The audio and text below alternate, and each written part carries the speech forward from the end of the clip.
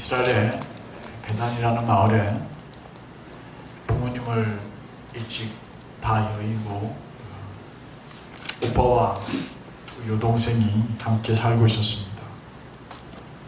이들은 전에 만났던 예수님을 선생님으로 여기지 않고 나의 구주로 믿고 그 후로 예수님과 아주 친밀한 관계를 갖게 되었습니다. 그러던 어느 날 오빠가 갑자기 중병으로 죽어가고 있었습니다. 두 여동생은 오빠가 중병으로 죽어가니 빨리 좀 오셔서 우리 오빠를 좀 돌봐달라고 예수님께 급하게 연락을 드렸습니다. 이 연락을 받은 예수님은 평소의 관계를 생각해보면 급하게 베단으로 달려가셔야 마땅한데 이상하리만큼 예수님은 베단으로 향하지 않으시고 오히려 이곳 저곳 다른 마을들을 다니시면서 병자들을 치료하시고 복음을 전하시는 이 사역을 계속하시는 것이었습니다. 그리고 난 후에 뒤늦게 이 가정에 도착했는데 이미 이 오빠는 죽어서 4일이나 지났고 장례식도 모두 끝난 상황이었습니다. 근데 예수님께서는 절망에 빠져 울고 있는 이 두 자매를 일으켜 세워서 나사로를 갖다 놓은 무덤으로 가자고 했습니다.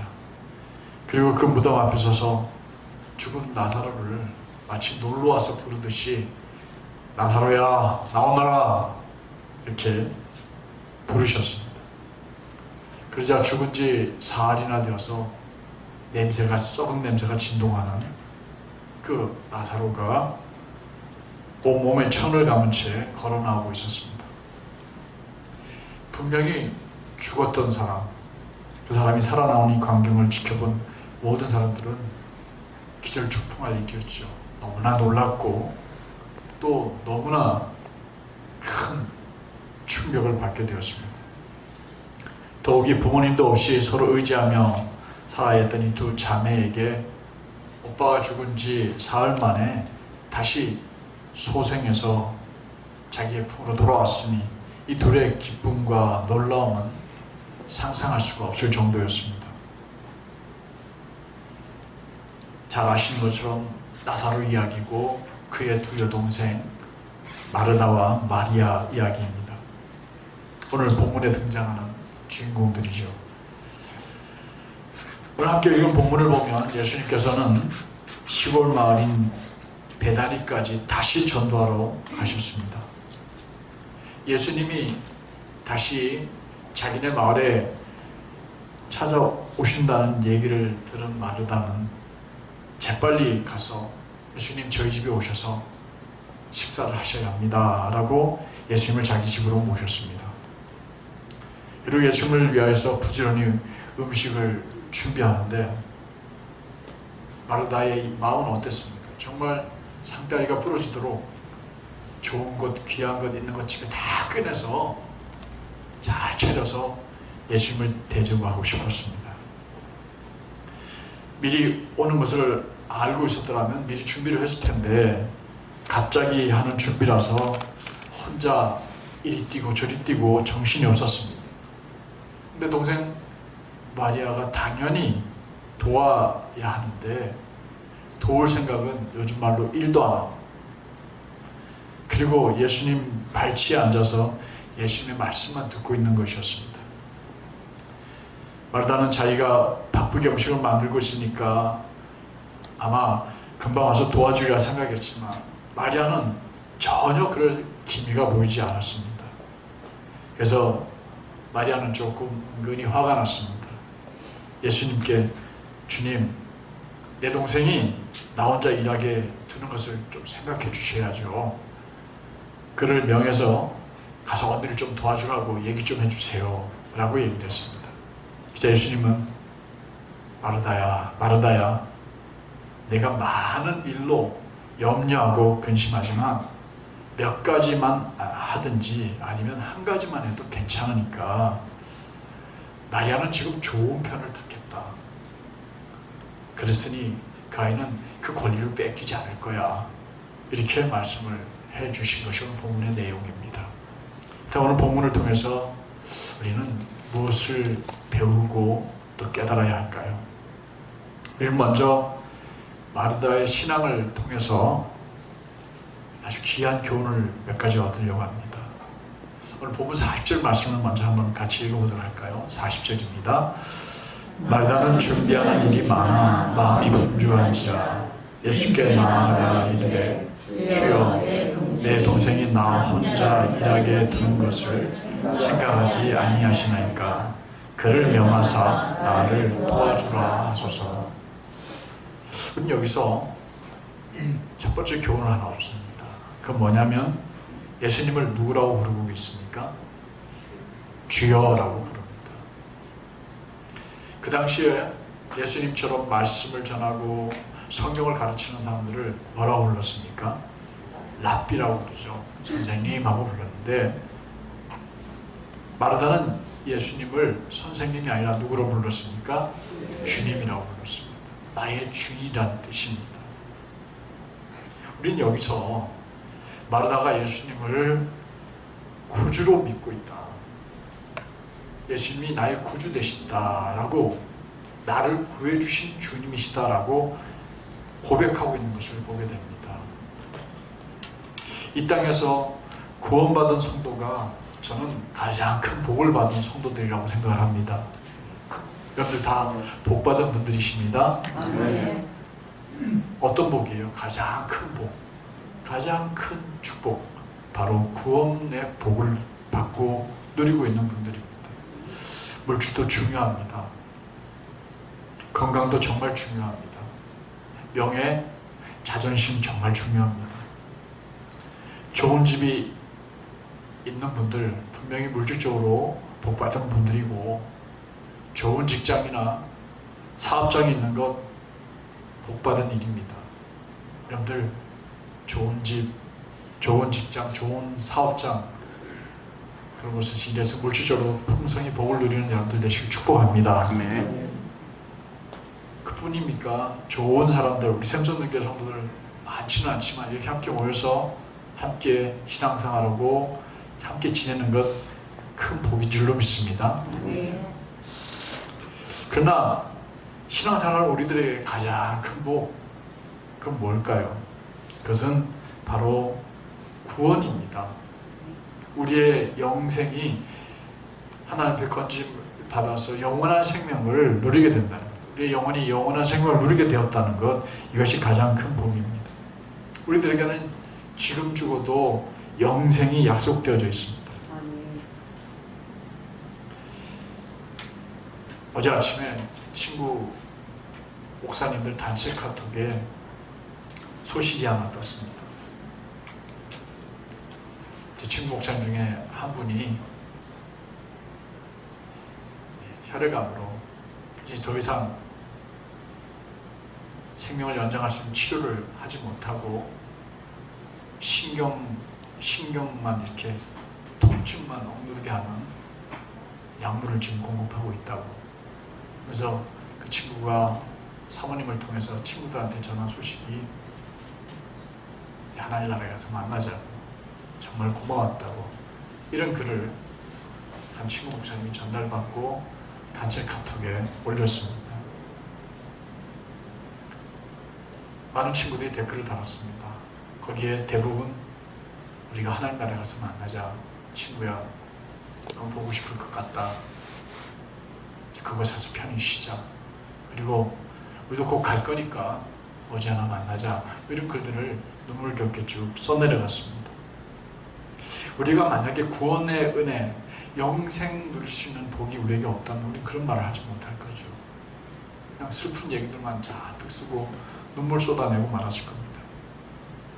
오늘 마르다, 마리아 자매의 가정의 제일 큰 복이 뭡니까? 구원의 복이 그 가정에 임한 겁니다.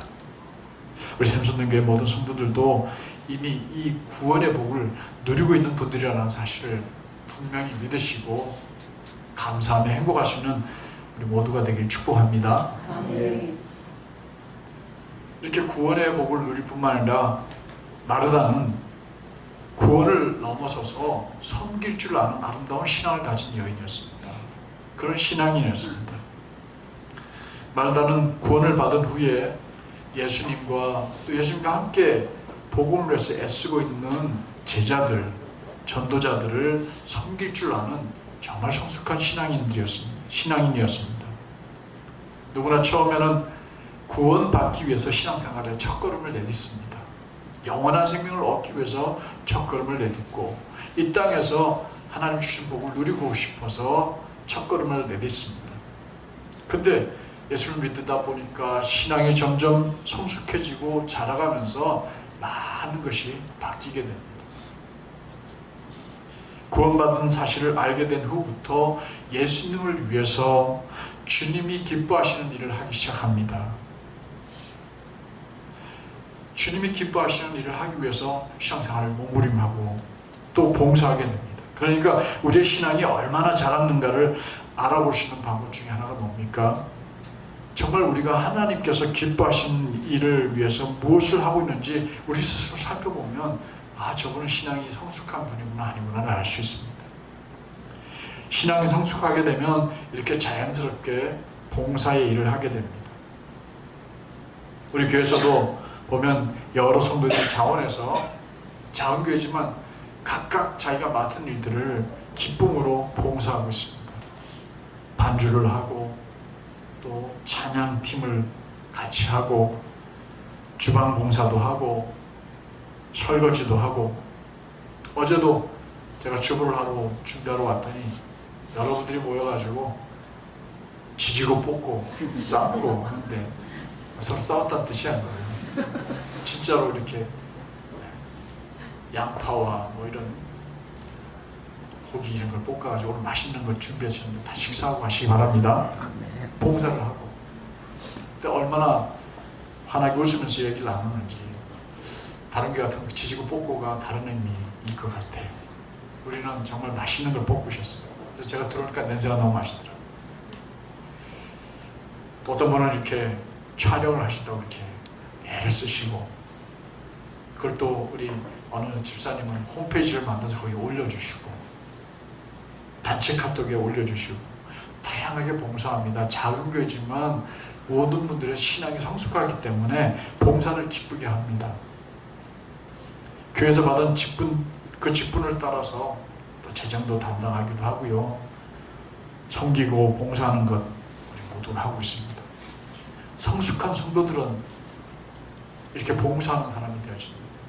처음에는 교회 안에서만 봉사를 하다가 조금씩 이제는 그 봉사의 범위를 세상으로 넓혀갑니다. 먼저 섬겼던 교회에서 한 장로님이 정말 물질을 최선을 다해서 교회 빚봉사, 빚 갚는 데 쓰시고 또 외국의 필리핀에다가 컴퓨터를 가지고 그들을 선교하는 선교사님들을 도웠고요. 정말 많은 물질을 쓰는 걸 보았어요. 근데 저는 좀 그분이 그것 때문에 고민을 하더라고요. 아무런 생산성이 없는 그저 물질만 퍼주어주는 그런 선교보다 목사님 좀 다른 선교를 하고 싶습니다. 그래서 제가 기아 대책을 소개를 해줬습니다. 그랬더니 그 장로님은 기아 대책을 통해서 아프리카의 가장 가난한 나라, 그 나라에 학교 부지를 사고 그리고 학교를 지어가지고 그 학교 이사장으로 봉사하면서 계속 그 학교를 위해서 애쓰고 노력하는 걸 보면서 참 하나님 잘 섬기는 분은 이렇게 사회를 위해서도 봉사하고 세계를 위해서도 봉사하는 사람이 되는구나. 우리 교회도 이렇게 물질 축복을 많이 받으셔서 사회를 위해서만큼 봉사하는 분들이 많이 일어나길 축복합니다. 그래요. 정말 어려운 곳을 향하여서 도움의 손길이 꼭 필요한 곳을 향하여서 이름도 없이 빛도 없이 조용히 섬기는 분들 보면은 대부분 그리스도인들입니다. 오늘 마르다도 예수님과 일행들을 자기 집으로 모셔서 그들을 섬기고 있습니다. 너무 아름다운 신앙인의 모습 아닙니까? 이렇게 섬기며 헌신하는 모습은 너무 귀하고 너무 아름답습니다. 당연히 하나님께서 그 자매에게 복을 주시지요. 성경에도 보면 이렇게 섬김 때문에 복을 누리고 있는 분들이 많이 있습니다. 사렙다 가부의 가정을 보십시오. 하나님의 사람 엘리야 선지자의 말씀대로 마지막 먹을 밀가루 그리고 그것으로 굴 조금 남아있는 기름으로 그것을 구워서 엘리야를 먼저 섬겼더니 가뭄 동안에 3년 6개월 동안 기름병에 기름이 마르지 않고 밀가루통에 밀가루가 마르지 않는 복을 누리며 살았습니다. 섬긴 거죠. 수넴 여인도 보십시오. 하나님의 사람 선지자 엘리야를 위하여서 다락방을 따로 만들고 그리고 그곳에 모시고 정성껏 섬겼더니 아들이 없던 그 가정에 아들이 생겼습니다. 그러다가 아들이 갑자기 급사하게 되었을 때 엘리사가 기도로 그 아이를 살려서 그 가정을 돌려주셨죠. 사도행전에 보면은 루디아라는 여인이 나옵니다. 바울이 빌립보라는 도시에서 전도를 시작했는데 안식일에 기도하러 나가서 기도처를 찾다가 강가에 있는 여인들을 만나게 되었고 그들에게 전도했는데 그때 옷감 장수를 하던 물질적으로 부유했던 루디아를 만나게 되었고 원래 이 여인은 두아디라 성 여인이었는데 사업하러 빌립보에 머물고 있다가 바울을 만나게 되었고 그리고 바울 일행을 강권해서 억지로 내가 하나님의 사람이라고 믿고 또 예수 믿는 사람을 인정한다면 저희 집에 오시라고 그래가지고 그 집에 머물면서 빌립보에 복음을 전하게 되었고 거기에 세워진 교회가 빌립보 교회가 되었습니다. 사도행전도 보면 다비다라는 여제자가 나옵니다. 마을의 가부들을 바느질을 해가지고 정말 온 힘을 다해 섬겼습니다. 그러다가 병으로 죽게 되자 베드로를 통하여서 다시 살아나는 은혜를 누리게 되었고 그리고 그 마을이 복음화되는 은혜가 있었습니다. 오늘 샘선능교회 성도들도 이렇게 복음 사역하기 위한 동역자들에게 남들 스스로 동역자가 되어주시고 하나님의 나라와 또 하나님의 교회를 위해서 만큼 봉사하는 큰 기업들을 이루시길 주의로 축복합니다. 그런데 마르다의 신앙에 한 가지 문제점이 있었습니다. 큰 문제는 아닙니다. 어느 가정이든지 가정에 손님이 오면 손님을 접대하는 일 때문에 정신이 없습니다. 오늘 마르다는 예수님을 모셔놓고 음식을 뭐 해야 할지 정신이 없었습니다. 급하게 오시는 바람에 계획도 못 세웠죠. 예수님이 뭘 좋아하실지를 생각해서 갈비를 준비해야 되는지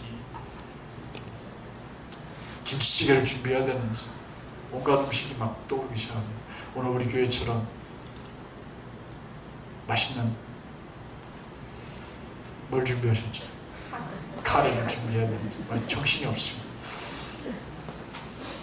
갑자기 배가 고파지니까 설교를 빨리 끝내야 될 것 같습니다. 식사 후에 차는 무슨 차를 내놔야 될지 과일은 또 어떤 걸 준비해야 될지 고민이 많습니다. 그 있는 것 꺼내가지고 막 다듬고 뭐 이렇게 씻고 하는데 지금 자기는 정신없이 일하고 있는데 동생 마리아는 정말 얄밉게도 자기를 도와줄 생각은 1도 안 하고 예수님 발 아래 앉아가지고 예수님이 제자들과 함께 또 주변에 있는 사람들과 함께 이야기 나누는 거예요. 거기에 귀를 기울이고 있는 거예요. 미울까요? 안 미울까요? 얄밉죠. 정말 얄밉습니다. 정말 생각해도 제가 생각해도 얄미울 것 같아요. 요즘에도 남자들이 손님하고 얘기하고 있으면 눈치 주잖아요. 그죠? 옆에 와서 좀 도와달라고. 안 그러나요? 안 그래요. 처음에는 말씀을 조금 듣다가 금방 와서 도와줄 줄 알았는데 도무지 도와주지 않으니까 조금 다쳤습니다. 뜨끈뜨끈해졌습니다. 그래서 마르다가 예수님께 요청을 했어요. 좋은 마음으로 한 건 분명히 아닐 거예요. 마르다의 말 속에서 3가지 정도의 의미를 발견하게 됩니다. 하나는 주님 정말 제가 열심히 주님 섬기려고 애를 쓰고 있잖아요. 알아주셔야 돼요. 이게 첫 번째일 거고, 두 번째는 동생에게 자기가 직접적으로 못하지만 예수님 간접적으로 좀 책망 뭐라고 좀 해주세요, 이 얘기가 담겨 있고요. 세 번째는 또 예수님이 좀 서운하실 것 같아요. 난 지금 바빠 죽겠는데 마리아야 가서 언니 좀 도와줘라 이렇게 말 한마디만 해주면 참 좋겠는데 아무 얘기도 안 하는 거예요. 근데 예수님은 마르다에게 뭐라고 대답하셨습니까? 41절과 42절을 읽어보도록 하겠습니다. 다시 읽어봅니다. 주께서 대답하여 이르시되 마르다야 마르다야 내가 많은 일로 염려하고 근심하나 몇 가지만 하든지 혹은 한 가지만이라도 족하니라. 마리아는 이 좋은 편을 택하였으니 빼앗기지 아니하리라 하십니다. 예수님 뭐라고 했습니까? 너는 지금 많은 일 때문에 고민하고 있다는 거예요. 음식을 뭘 준비해야 될지, 차는 뭘 준비해야 될지, 과일은 뭘 준비해야 될지, 뭘 좋아하시는지 머릿속이 정신이 복잡했습니다. 근데 걱정하지 마라. 몇 가지, 한두 가지만 하든지 한 가지만 해도 음식은 크게 문제가 아니다. 근데 여러분들 손님 모셔가다 놓고 한두 가지 음식 내놓는 게 예의가 아니라고 우리나라는 생각하잖아요. 그죠? 근데 예수님은 그걸로 족하다는 거예요. 그것도 중요한 게 아니라는 거예요. 예수님은 마르다를 책망하지 않으셨어요. 마르다야 마르다야 두 번이나 부른 것은 그만큼 따뜻하게 불러주신 겁니다. 예수님은 분명히 마르다의 수고와 고생하는 마음, 그 정성 다 알고 계신다는 뜻이에요. 여러분들 기억하세요. 여러분들이 혹 이 목사가 좀 모자라서 여러분들이 수고하고 애쓰는 것 다 격려해 주시고 칭찬해 주고 감사하다고 표현 못하더라도 저 알고 있습니다. 저뿐만 아니라 주님도 다 알고 계십니다. 저도 이제 고맙다고 자주 말씀드리고 해야 되는데 그러지 못한 거 용서하시고, 그러나 저가 놓치더라도 누구는 분명히 알고 계십니까? 주님은 알고 계십니다. 여러분들이 주님을 사랑하는 마음으로 주님 교회 섬기는 거지 목사한테 잘 보이려고 하는 건 분명히 아니잖아요. 그죠? 주님은 여러분들의 헌신과 땀방울 그 정성 애쓰는 거 다 알고 계십니다. 잊지 않고 계십니다. 반드시 갚아주십니다. 헛되지 않게 됩니다. 사도 바울은 고린도전서 15장 57절과 58절 이렇게 말씀했습니다. 함께 읽어보겠습니다. 우리 주 예수 그리스도로 말미암아 우리에게 승리를 주시는 하나님께 감사하노니 그러므로 내 사랑하는 형제들아 견실을 하며 흔들리지 말고 항상 주의 일에 더욱 힘쓰는 자들이 되라. 이는 너희 수고가 주 안에서 헛되지 않은 줄을 알미라. 여러분들 수고가 절대 헛되지 않을 줄로 믿습니다. 그렇습니다. 절대로 교회 와서 봉사와 섬김으로 스트레스를 받으면 그건 은혜가 아닙니다. 기쁨과 감사로 해야 될 일인 줄로 믿습니다. 이걸 우리에게 교훈하고 있어요. 사랑하는 성도 여러분, 마르다처럼 우리는 구원받은 성도입니다. 섬기고 봉사하는 것 참 너무 귀하고 아름다운 것. 그러나 그것이 여러분들의 스트레스가 돼서 무슨 일이든지 감사와 은혜로 감당해야 한다는 것 잊지 않기를 주의 이름으로 당부드립니다. 반면에 마리아는 언니 마르다와 다른 것이 한 가지 있었어요. 구원받은 것, 예수님 사랑하는 것, 예수님 집으로 모시는 것 다 똑같은데 하나가 달랐습니다. 그건 바로 말씀을 사모하는 신앙이었다는 겁니다. 29절, 39절 우리 한번 같이 읽어보겠습니다. 그에게 마리아라 하는 동생이 있어 주의 발치에 앉아 그의 말씀을 듣더니, 동생이 마리아는 부엌일 대신에 예수님의 발 아래에 앉아서 예수님 말씀을 듣고 있었습니다. 마리아가 예수님의 발 아래 듣는 모습은 예수님께서 가르쳐 주시는 말씀을 놓치지 않으려고 그걸 즐거운 마음으로 듣고 앉아있는 거예요. 신기한 마음으로 듣고 앉아있는 거예요. 이런 마리아의 모습을 가르쳐서 어떤 신학자는 말하기를 마리아는 발 아래 여인이다 이렇게 표현했어요. 따라해 봅시다. 발 아래 여인. 예쁜 표현이죠. 예수님 발 아래에 앉아서 말씀을 듣고 있는 그녀를 보면서 발 아래 근데 한 번만 그랬냐? 아니에요. 요한복음 11장 32절에 보면 예수님의 발 앞에 엎드려서 죽은 오빠 나사로 때문에 슬퍼하면서 통곡을 합니다. 그때 그 표현이 발을 붙들고 울었다고 그랬습니다. 또 요한복음 12장 3절에 보면 예수님의 발 아래 앉아서 무릎 꿇고 앉아서 예수님의 발에 뭘 부어요? 향유를 붓습니다. 이런 모습을 보면서 이야, 발 아래 여인이었다 이렇게 표현합니다. 정말 예수님의 발 아래 앉아있는 여인, 그리고 그렇게 섬기고 봉사하는 여인의 모습 얼마나 아름답습니까? 우리도 신앙생활하면서 무엇보다도 먼저 말씀을 듣고 말씀을 사모하고 예배를 사모하는 신앙인들이 되시길 주의 이름으로 축복합니다. 무엇보다도 말씀 듣는 것이 중요한 이유가 몇 가지 있어요.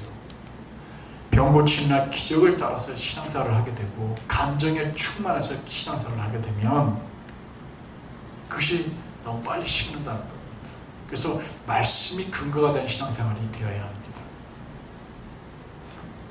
더 나아가서 말씀을 통한 은혜 없이 봉사만 하다 보면 지치게 되고 시험 들기가 딱 좋습니다. 왜 나만 하는 거지? 좀 섭섭병이 들기 시작합니다. 혹시 내가 이렇게 하는 걸 인정해 주지 않고 나 무시하는 거 아니야? 이런 생각도 듭니다. 물론 딴 교회 얘기죠.